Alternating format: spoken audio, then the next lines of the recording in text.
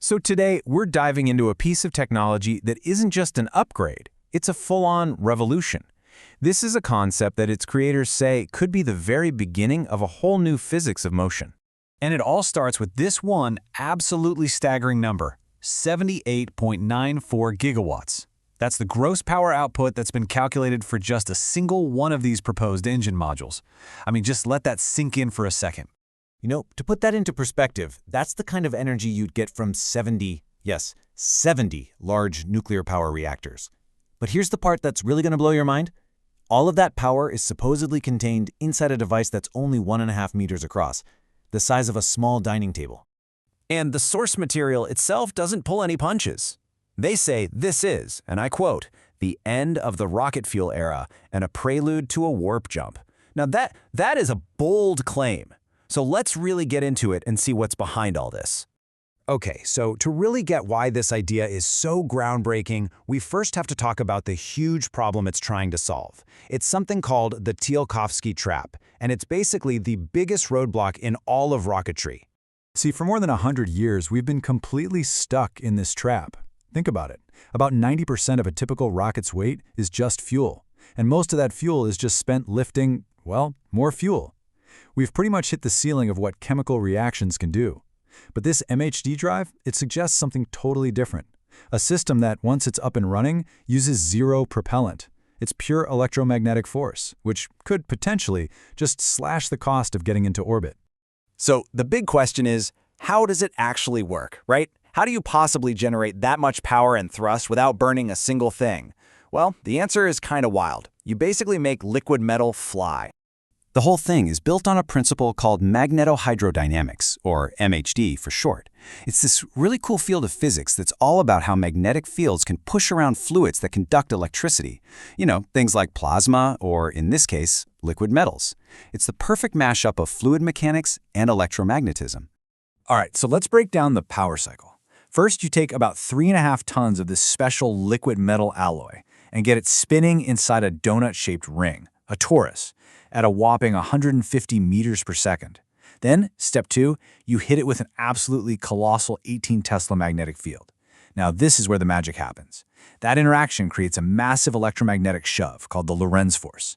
You can just picture it like a magnetic hand that violently pushes the alloy forward. And finally, that incredibly powerful cycle is what you harness to create both thrust and a whole lot of electricity. But the real secret sauce here, the one component that makes this whole thing even theoretically possible, is something called a bifiller coil. This thing is the absolute heart of the system, and it's doing 3 incredibly important jobs all at once. Okay, so this coil is just a master of multitasking. First, it creates a magnetic cushion that literally levitates the 3.5 tons of liquid metal, making it float with a 4 to 6 millimeter gap so it never even touches the walls. That means zero friction. Second, it's also the power generator.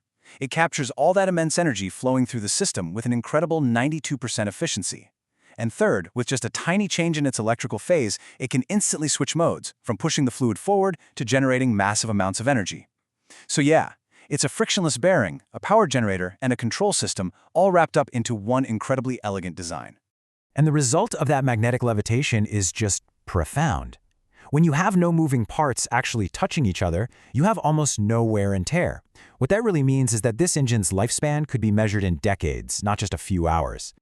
Okay, so the theory is beautiful, right? But what about the raw power? Let's put these performance numbers into perspective, because this is where things get truly hard to believe. I mean, just look at these specs. They're revolutionary. You've got this super compact device that's pumping out the power of a small country's entire energy grid. It's using a completely frictionless liquid metal core, and it's operating at around 92% efficiency, all thanks to that brilliant bifiller coil system we just talked about. Now get this. After you account for all the power needed to run the system itself, a single one of these rings is calculated to produce a net surplus of up to 56.75 gigawatts of electricity.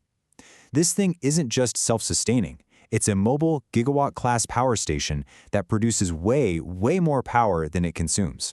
And for space travel, what about the thrust? Well, the comparison here is just staggering. A single 1.5-meter MHD module is calculated to generate almost 120 meganewtons of thrust. That is significantly more than the entire first stage of SpaceX's gigantic Starship Super Heavy rocket. One small ring versus that entire booster.